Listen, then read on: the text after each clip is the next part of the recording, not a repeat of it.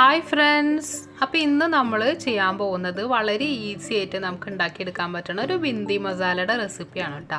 ധാബ സ്റ്റൈലിൽ നമുക്ക് നല്ല ടേസ്റ്റായിട്ട് ഒരു നോർത്ത് ഇന്ത്യൻ ടേസ്റ്റിലൊക്കെ നമുക്ക് ചെയ്തെടുക്കാൻ പറ്റുന്ന ഒരു റെസിപ്പിയാണ്. നമ്മൾ സാധാരണ വെണ്ടയ്ക്ക വെച്ച് കറി വയ്ക്കലും ഉപ്പേരി വയ്ക്കലൊക്കെയാണ് ചെയ്യാറ്. അപ്പോൾ ഡിഫറെൻ്റ് ആയിട്ട് ഇതുപോലൊക്കെ ഒന്ന് ഇടയ്ക്കൊക്കെ ഒന്ന് ചെയ്ത് നോക്കട്ടോ.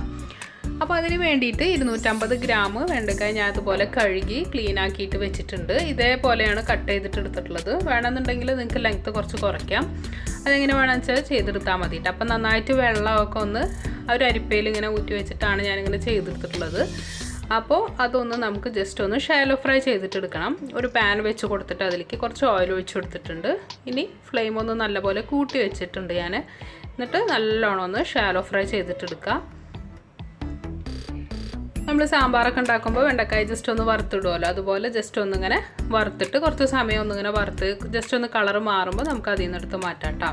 ഇനി ഈ സെയിം പാനിൽ തന്നെ കുറച്ച് ഓയിൽ ഒഴിച്ച് കൊടുത്തിട്ട് കുറച്ച് സ്പൈസസ് ഇട്ട് കൊടുക്കണം. അതിനായിട്ട് ഞാനൊരു 1/2 ടീസ്പൂൺ നല്ല ജീരകം എടുത്തിട്ടുണ്ട്, അതുപോലെ ബേ ലീവ്സും 2 കറിയാമ്പും അതുപോലെ തന്നെ ഒരു 3 ഏലക്കായ ഇട്ട് കൊടുത്തിട്ട് ജസ്റ്റ് ഒന്ന് റോസ്റ്റ് ചെയ്തിട്ട് എടുക്കുന്നുണ്ട്.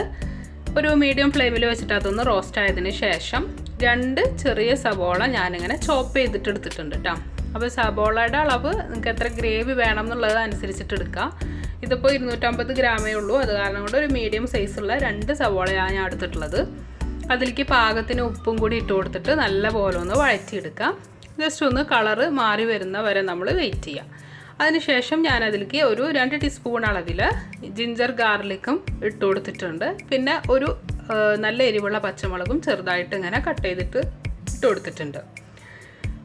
ഇനി നമുക്ക് മസാലപ്പൊടികൾ ഇട്ട് കൊടുക്കാം. അപ്പോൾ അതിന് വേണ്ടിയിട്ട് നല്ല എരിവുള്ള മുളക് പൊടി, അതായത് നോർമൽ മുളക് പൊടി ഞാനൊരു 1.5 ടീസ്പൂൺ അളവിൽ ഇട്ട് കൊടുത്തിട്ടുണ്ട്. പിന്നെ ഒരു 1/2 ടീസ്പൂൺ അളവിൽ മഞ്ഞൾപ്പൊടിയും മല്ലിപ്പൊടി ഒരു 2 ടീസ്പൂൺ അളവിൽ ഇട്ട് കൊടുത്തിട്ടുണ്ട് കേട്ടോ. 1/2 ടീസ്പൂൺ അളവിൽ പെപ്പർ പൗഡറും കൂടി ഇട്ട് കൊടുത്തിട്ടുണ്ട്. ഇതെല്ലാം ഇട്ടിട്ട് മീഡിയം ഫ്ലെയിമിൽ വെച്ചിട്ട് നല്ലപോലെ ഒന്ന് ആ ഒരു പച്ചമണം പോകുന്ന വരെ നമ്മൾ ഒന്ന് വഴറ്റിയെടുക്കുക. ഇത് ഭയങ്കര സിമ്പിളായിട്ട് നമുക്ക് ഉണ്ടാക്കിയെടുക്കാൻ പറ്റുന്ന ഒരു കറിയാണ് കേട്ടോ. അപ്പോൾ വെണ്ടക്കായ വെച്ചിട്ട് ഇങ്ങനെ ഒന്ന് ചെയ്തിട്ടില്ലെങ്കിൽ ഒന്ന് ട്രൈ ചെയ്ത് നോക്കാം. ഒരു പ്രത്യേക ടേസ്റ്റാണ്. ചപ്പാത്തിക്കും അതുപോലെ തന്നെ ചോറിനും ഒക്കെ നല്ലൊരു കോമ്പിനേഷൻ തന്നെയാണ്. അപ്പോൾ ഇനി അതിലേക്ക് നമുക്ക് വേണ്ടത് എന്താ വെച്ചിട്ടുണ്ടെങ്കിൽ 2 പഴുത്ത തക്കാളി ഇതേപോലെ മിക്സിയിലൊന്ന് അടിച്ചിട്ട് അതും കൂടി ഒഴിച്ചു കൊടുക്കുക. അധികം വെള്ളമൊന്നും ചേർക്കണ്ട കേട്ടോ. അരച്ചിട്ടെടുക്കുമ്പോൾ നമ്മൾ ടൊമാറ്റോ പ്യൂരി ഉണ്ടാക്കില്ല, അതിൻ്റെ സംഭവം അത് ഞാൻ ഒഴിച്ചു കൊടുത്തിട്ടുണ്ട്.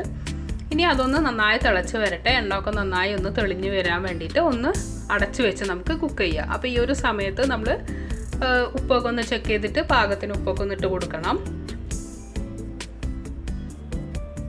ഇനി ഇതിലേക്ക് ഇപ്പോൾ കറക്റ്റ് നമുക്ക് എണ്ണയൊക്കെ തെളിഞ്ഞിങ്ങനെ വന്നിട്ടുണ്ട്. ടൊമാറ്റോ പ്യൂരിയൊക്കെ നന്നായി വെന്ത് വന്നിട്ടുണ്ട്. ഈ ഒരു സമയത്ത് ഇതിലേക്ക് ചേർക്കേണ്ടത് ഒരു 4 ടേബിൾ സ്പൂൺ നല്ല പുളിയില്ലാത്ത തൈരുണ്ടല്ലോ, കട്ട തൈര്, അത് ഞാനിങ്ങനെ ബീറ്റ് ചെയ്തിട്ട് ഒഴിച്ചു കൊടുത്തിട്ടുണ്ട്.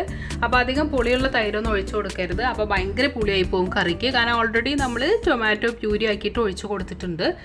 അപ്പോൾ അത്യാവശ്യം ഇതുപോലത്തെ നല്ല കട്ട തൈര്, തീരെ പുളിയില്ലാത്ത തൈര് ഇതേപോലെ ഒന്ന് ബീറ്റ് ചെയ്തിട്ട് ഒഴിച്ചു കൊടുത്തിട്ട് ചെറിയ ചൂടിൽ വെച്ചിട്ടൊന്ന് മിക്സ് ആക്കിയിട്ട് എടുക്കുക. ഇതൊന്ന് നന്നായി തിളച്ച് വരുമ്പോൾ നമുക്ക് നേരത്തെ ഫ്രൈ ചെയ്ത് മാറ്റി വെച്ചിട്ടുള്ള ആ ഒരു വെണ്ടക്കായ ഉണ്ടല്ലോ, അതിട്ട് കൊടുത്തിട്ട് നല്ലോണം ഒന്ന് മിക്സ് ആക്കിയിട്ട് കൊടുക്കണം. ഇനി ഈ മസാലയൊക്കെ ആ ഒരു വെണ്ടക്കായലേക്ക് നന്നായിട്ടൊന്ന് ചേർന്ന വരെ ഒന്ന് തിളപ്പിച്ചിട്ട് എടുക്കാം.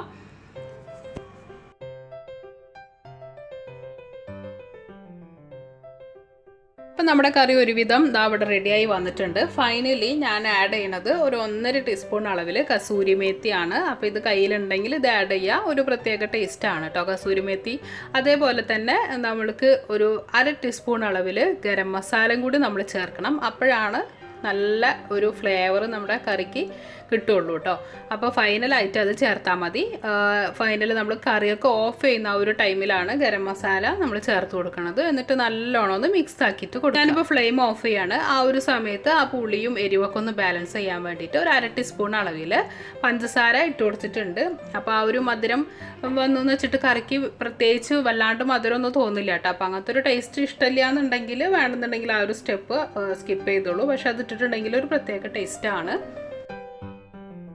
ഇത്രയേ ഉള്ളൂ നമ്മളുടെ ഈസി പീസി ആയിട്ടുള്ള നമ്മുടെ ബിന്ദി മസാല. അപ്പോൾ എല്ലാവരും ഒന്ന് ട്രൈ ചെയ്ത് നോക്കിയിട്ട് നിങ്ങളെ ഫീഡ്ബാക്സൊക്കെ ഒന്ന് അറിയിക്കണം. എപ്പോഴും ഒരേ രീതിയിൽ നമ്മൾ വറുത്തരച്ചിട്ടൊക്കെയാണല്ലോ വെണ്ടക്കായ കറി വെക്കാറ്. അപ്പോൾ ഇതേപോലെ ഒന്ന് ട്രൈ ചെയ്ത് നോക്കുക. ചപ്പാത്തിക്കും നമുക്ക് ചോറിനും ഒക്കെ ഒരേപോലെ നമുക്ക് മാച്ച് ആവുന്ന ഒരു കറിയാണ് കേട്ടോ ഇത്. അപ്പോൾ ഇതിൽ നമുക്ക് കുറച്ച് മല്ലിയിലൊക്കെ ഇട്ടിട്ട് ചൂടോട് കൂടിയിട്ട് തന്നെ സെർവ് ചെയ്യാവുന്നതാണ്. തലേ ദിവസം ഉണ്ടാക്കി വെച്ചിട്ട് പിറ്റേ ദിവസത്തേക്കായാലും ഈ കറി നല്ല ടേസ്റ്റാണ്. ആ ഒരു ഗരം മസാലയുടെയും ആ ഒരു മസാലപ്പൊടികളും ഒക്കെ കൂടെ ചേർന്നിട്ട് ഒരു വെറൈറ്റി ടേസ്റ്റാണ്. അപ്പോൾ ട്രൈ ചെയ്തിട്ട് ഫീഡ്ബാക്ക്സ് അറിയിക്കാം കേട്ടോ. Thank you.